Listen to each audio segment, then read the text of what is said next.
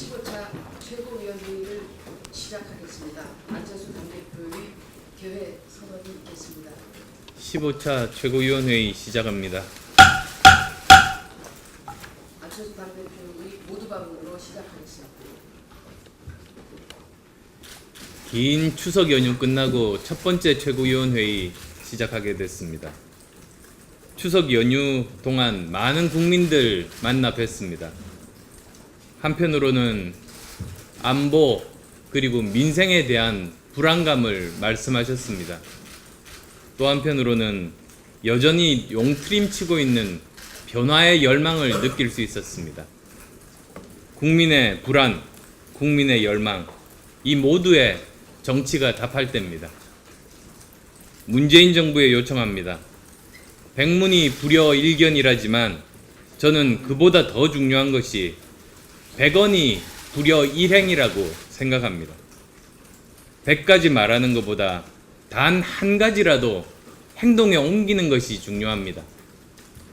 정부가 외부 변수에 잘 대처하고 있다. 그러면서 자화자찬할 때가 아닙니다. 북핵위기, 한미 FTA 문제, 최악의 청년 실업 문제, 걱정하지 말라는 호언장담이 아니라 진짜 걱정하지 않게 만들어야 합니다. 이제 마을의 잔치를 끝내고 실천해야 합니다. 성과로 보여줘야 합니다. 그것이 국민에 대한 정부의 책무임을 명심해야 합니다.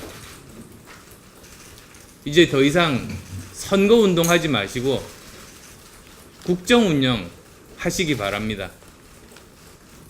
국민의당은 엄중한 도전을 직시하며 새로운 길을 만들어 나가겠습니다. 나약한 유화론을 넘어 강력한 안보와 압박의 기초에서 평화를 견인하는 길로 정부를 이끌어낸 것처럼 복지와 분배 집중을 넘어 혁신과 성장으로 정부를 견인해낸 것처럼 강력한 문제 해결 정당, 강력한 중도 개혁의 중심으로 일어서겠습니다. 연휴 기간 중에 한미 FTA 재협상이 시작됐습니다. 정부가 말 바꾸고 국민 시선 돌린다고 문제가 풀리는 게 아닙니다. 대통령과 정부가 상황을 잘못 판단했으면 잘못을 인정하고 설명하고 제대로 대처해야만 합니다. 미국은 한미 정상회담 당시부터 한미 FTA 재협상 의지를 밝혔습니다. 그런데 문재인 정부는 뭐라고 했습니까? 6월 30일 청와대 고위 관계자는 처음부터 끝까지 FTA 재협상을 논의한 바가 없다. 7월 초 산자부 통상정책국장은 미국과의 협의는 개정협상이 아니라 일방적인 논의다. 김태년 민주당 정책위 의장은 트럼프 발언은 미국인 상대의 국내 정치용이라며 부인하기에 바빴습니다.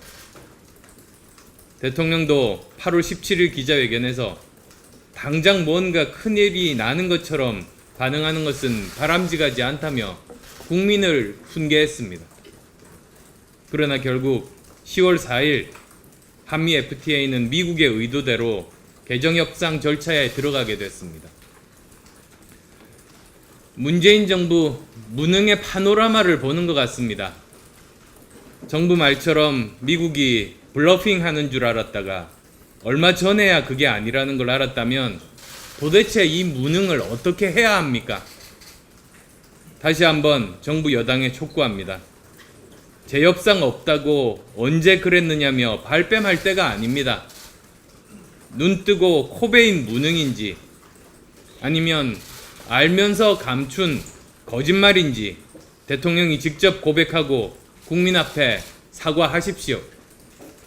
그리고 모든 역량 총동원해서 전략적으로 협상에 임하시기 바랍니다. 문재인 정부의 무능과 거짓 때문에 대한민국은 귀중한 시간을 낭비했습니다. 더 이상 현실을 회피하고 숨기지 마십시오. 도대체 그동안 무슨 일이 있었던 건지 투명하게 밝히십시오. 그래야 실질적인 대책 세울 수 있을 것 아닙니까? 반성, 진실, 책임만이 국익을 지킬 수 있음을 명심하기 바랍니다.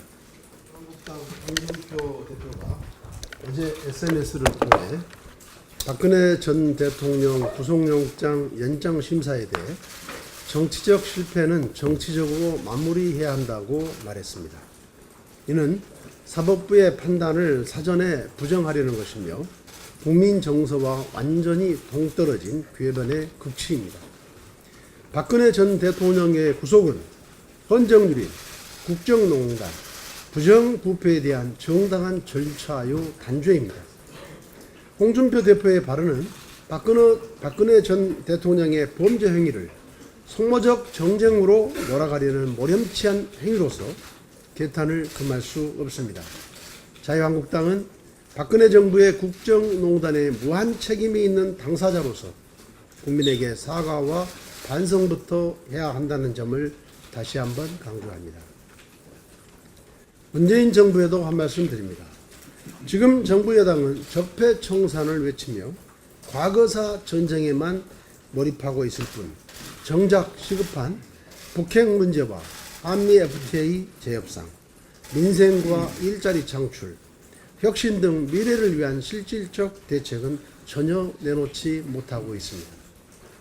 자유한국당은 과거를 성찰해야 함에도 유체이탈 합법으로 책임을 회피하고 있고 정부 여당은 미래를 책임져야 함에도 퇴행적인 행보만 계속하고 있습니다.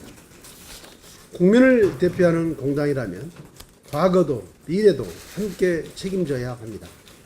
20대 국회가 과거 무책임 세력 대 미래 무책임 세력 간 소모적 정치 공방으로 민생을 외면하게 내버려 둬서는 안 됩니다. 국민의당은 민생을 챙기고 미래, 성장, 혁신의 초석을 다지는 국회가 되도록 만들겠습니다. 어제 청와대가 김희수 헌법재판관의 헌재소장 대행체제를 유지하겠다고 발표했습니다.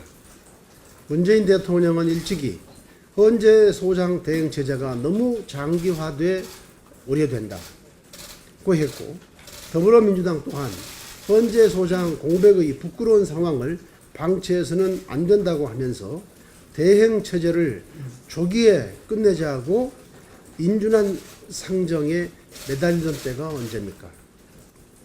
국회의 의결로 부결된 소장 후보자를 헌재소장 대행으로 임명한 것은 임명하고 자신들의 종전 입장을 180도 뒤집은 것은 명백한 국회 무시, 국민 무시요, 국민 우롱의 극치입니다. 대행체제가 끝나는 내년 9월이면 정부 여당이 그토록 걱정하던 헌재소장의 공백을 20개월이나 방치하는 것입니다. 이미 9개월째 헌재소장 대행체제가 계속되고 있고 구인으로 구성되어야 할 헌법재판관도 7개월째 8인 체제입니다. 문재인 대통령은 최대한 빨리 새로운 헌재소장 후보자를 지명하는 것이 국회 존중, 국민 존중의 태도일 것입니다. 혁신 성장을 추동해야 할 중소벤처기업부 장관 임명도 마찬가지입니다. 문재인 정부 출범 이후 반년이 다 되어감에도 장관 후보자를 아직도 찾지 못하고 있습니다. 정부 출범 첫해 국정감사를 부처 수장도 없이 진행해야 될 상황에 이른 것입니다. 인사는 만사입니다. 인사무능이 헌법을 무시하고 국정 공백으로 이어져서는 안 됩니다. 청와대는 헌재소장과 중소벤처기업부 장관 후보자를 하루속히 지명해야 합니다. 정의, 적절한 인사를 찾지 못하겠다면 야당이 추천하도록 요청하십시오. 그것이 진정한 협치의 시작일 것입니다. 이상입니다. 저도 문재인 대통령에 대해서는 가급적 말씀을 안 드리려고 추석 전에 마음을 먹었는데 어제 뉴스를 보니까 너무 놀래서 오늘 아침도 문모닝 하지 않을 수 없게 됐습니다. 김희수 헌법재판소장 권한대행 체제 관련해서 말씀드리겠습니다. 김희수 헌법재판소장 권한대행 체제를 유지하겠다고 합니다. 이게 실화냐? 이렇게 묻고 싶습니다. 청와대 대변인은 헌재 재판관 전원이 김희수 재판관의 권한대행직 수행에 동의했다. 이렇게 전했습니다. 헌재소장 권한대행은 헌법재판소법 제12조 제4항과 헌법재판소 규칙에 정해진 순서에 따라서 김희수 재판관으로 정해진 것이지 다른 재판관들이 회의를 해서 정해진 게 아닙니다.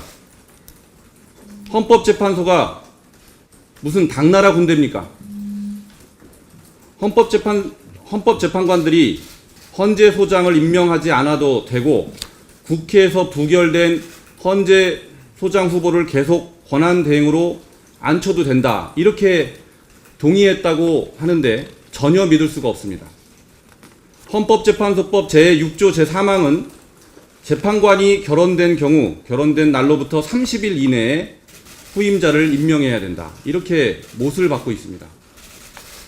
헌법과 법률을 수호해야 될 재판관들이 이 법을 무시하고 권한대행 체제를 유지해도 좋다. 이렇게 말했을 리가 없습니다. 왜 청와대가 헌법재판관들의 의사를 왜곡하고 거짓말을 하는 것입니까? 박근혜 전 대통령은 헌법과 법률을 무시한 꼼수의 여왕이었습니다. 문재인 대통령은 이제 꼼수의 대왕이 될 작정입니까? 헌재소장 임기를 놓고 논란이 있기 때문에 또다시 소장을 지명할 필요가 없다. 이런 얘기까지 나오고 있습니다. 헌재소장 임기에 대해 법률 규정이 없는 것은 어제 오늘의 일이 아닙니다. 이게 이유라면 김희수 헌재소장 후보 지명은 왜 한 것입니까? 김희수 후보자 지명 당시에도 소장 임기에 관한 법률 규정이 없었던 것은 똑같지 않았습니까? 김명수 대법원장 임명 동의 때는 문재인 대통령이 사상 초유의 대법원장 공백 사태를 막아달라 이렇게 읍소를 했습니다. 대법원장 공백은 안 되고 헌재소장 공백은 상관없다는 것입니까? 문재인 대통령은 삼권 분립을 존중하여 김명수 대법원장 임명에 동의해달라 이렇게 또 말했습니다. 국회가 부결시킨 후보를 권한대행으로 계속 앉히는 것이 상권 분립을 존중하는 태도입니까? 이제는 아쉬울 것이 없다 이겁니까?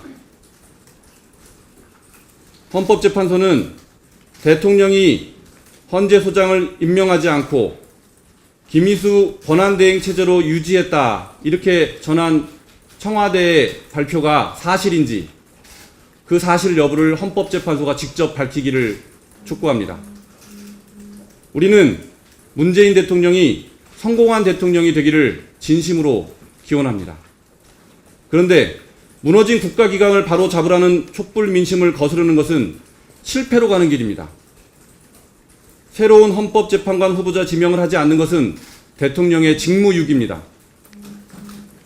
새로운 헌법재판관 후보자 지명 절차에 즉각 착수하기 바랍니다. 이상입니다. 미처 생각지 못했던 교통사고로 그동안 함께하지 못했음을 송구스럽게 생각합니다. 오늘 다시 최고위원 회의에서 함께 자리에 매우 기쁘고 반갑습니다. 병원 침상에 누워 추석 기간에 터져나온 과거 MB정부의 국정원 정치 개입 행태를 지켜보니 참으로 개탄스럽고 경악스러웠습니다.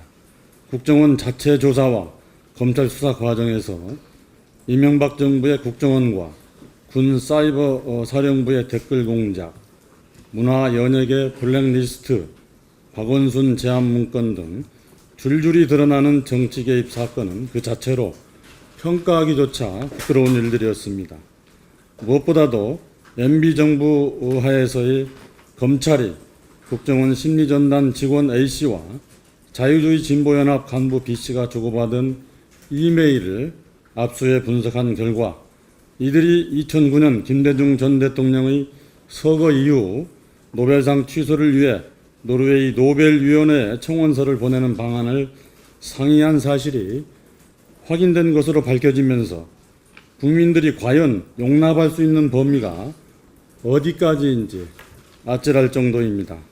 국민 세금으로 운용되는 국가기관이 특정 정권의 빌부터 재집권을 위한 불법 정치 공작을 자행하고 무엇보다도 김대중 전 대통령의 2000년 노벨 평화상 수상 취소 공작을 하였다니 그들이 과연 대한민국의 국민이었는가 되묻고 싶습니다. 우리나라 최초의 노벨상 수상자에 대한 축하가 아닌 로비설을 퍼뜨리는가 하면 노벨상 취소 청원 공작 등 특히 국민의 혈세로 운영되는 국가정보기관의 이러한 만행은 박지원 전 대표가 말한 이는 민족 반역자들이나 하는 천인 공노할 일이라는 주장에 적극 동의합니다. 이 전 대통령 측은 MB정부 차원의 취소 청원 의혹에 대해 말도 안 되는 소리라며 전면 부인하고 있고 MB정부 국정원에 대한 검찰 수사에 대해서 자유한국당은 정치 보복이라고 맞서고 있습니다. 그러나 이러한 국정원의 행태에 대해 정치 보복으로 일관하며 검찰의 수사를 전면에서 진행되지 못하도록 막는 것은 결코 여당을 오랫동안 경험한 제1야당이 취할 태도는 아니라고 생각합니다. 검찰은 이번 국정원의 국기문란 행태들에 대하여 철저한 수사를 통해서 관련자들에 대한 엄중한 처벌이 이루어지도록 해야 할 것입니다. 국정원의 정치적 피해자 중에는 사건 첩보 조작을 통한 표적 수사를 통해서 공직에서 배제되거나 실제로 퇴출된 분들도 다수 있습니다. 특정인과 결탁, 특정인을 표적하여 가짜 첩보 보고서를 만들어내 한 사람의 인생을 파면의 길로 몰아간 사건이 어디 한두 건입니까? 검찰은 성역 없는 수사를 통하여 죽음보다 깊은 억울한 사건에 대해서도 진정한 적폐청산의 기회가 되도록 해야 할 것입니다. 괴물과 싸우는 사람은 자신이 이 과정에서 괴물이 되지 않도록 조심해야 한다. 니체가 쓴 선악의 저편에 나오는 내용입니다. 적폐 도려내야 합니다. 분명 청산해야 합니다. 머지않아 관련 법률을 개정해달라는 청탁을 받고 거액의 입법 노비가 이루어졌다는 의혹이 이곳 신성한 국회의사당에서 제기되어 그것이 사실로 밝혀진다면 그건 적폐 중에 적폐 사건이 될 것입니다. 어쩌면 지구 저편 어딘가에서 지금 니체가 웃고 있을 수도 있을 것입니다. 열심히 일하는 검찰, 경찰 등 관계 공무원 여러분들께 진심 어린 격려와 응원을 보냅니다. 더 열심히 일하십시오. 이상입니다. 추석 민심은 바로 안보였습니다. 북핵 개발로 한반도를 둘러싼 안보 상황은 날로 심각해지고 있습니다. 이런 엄중한 안보 위기 속에서 군의 기강 해이와 안전 불감증이 도를 넘다 못해 병들어가고 있습니다. 지난달 강원도 철원 6사단 이모 상병이 진직 공사를 마치고 부대로 복귀하던 중 인근 사격장에서 날아온 총탄을 맞고 사망했습니다. 초기 군에서는 도비탄에 의한 사망 사건이라 발표하였습니다. 그러나 유족들의 문제 제기와 군의 미흡한 원인 분석으로 사건을 은폐 축소하는 것 아니냐는 의혹이 있었습니다. 논란이 확산되자 특별조사를 실시한 결과 사망 원인이 도비탄이 아닌 유탄이었다고 최종 발표되었습니다. 이번에도 혹시나 했는데 역시나였습니다. 역시나 초기 발표와 책임을 회피하기 위해서였다는 의심을 하지 않을 수 없습니다. 많은 국민들은 도비탄으로 인해 또 비탄에 빠지게 되었습니다. 가장 엄격해야 할 군에서 기본적인 안전 수칙조차 지키지 않고 더군다나 사격 훈련장에서 최소한의 안전 확인이 없었다는 것은 도저히 믿을 수 없습니다. 어느 부모가 안심하고 자식들을 군에 보낼 수 있겠습니까? 대한민국의 청년들은 국가를 위해 꽃다운 청춘을 바치며 국방의 의무를 다하고 있습니다. 국가는 그 의무를 다한 청년들이 건강하고 온전하게 가족의 품으로 돌아가게 하는 것이 의무입니다. 군은 다시는 이런 일이 발생되지 않도록 안전의식을 강화하고 추락한 신뢰 회복을 위해 기강 확립에 최선을 다하기를 바랍니다. 이상입니다. 더 이상 말씀이 없으시면 이상으로 공개회의를 마치고 비공개회의로 전환하겠습니다. 언론 여러분 수고하셨습니다. 지금부터 안철수 당대표의 진행으로 회의를 실시합니다.